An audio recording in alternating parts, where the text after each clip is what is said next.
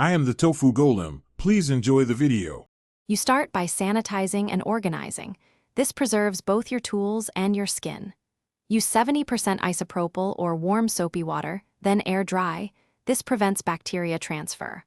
Once done, arrange brushes and sponges by shape so you reach for the right one quickly. Apply a thin primer or moisturizer to create an even surface. This helps pigments blend smoothly and reduces tugging. Now pick your first tool. Use a dense brush for cream formulas and a sponge for liquids, so strokes are efficient and controlled.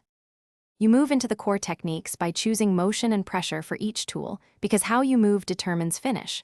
For foundations and creams, stipple then buff for smooth coverage. For powders, sweep or circular buffing prevents streaks. Layer gradually, apply thin passes rather than one heavy coat so you control opacity and avoid patchiness. Make sure to change angles. A 45 degrees tilt gives natural contouring while flat packing locks color. Once blended, clean edges with a light brush or concealer to refine the result. You finish by sealing and cleaning, which extends wear and tool life. Apply setting spray or dust light powder. Allow 30 to 60 seconds between layers so products settle and don't cake.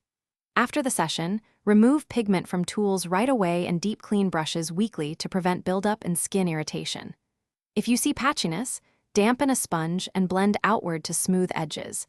If you get fallout, use a clean brush or a piece of tape to lift particles. Keep a small repair kit for quick fixes.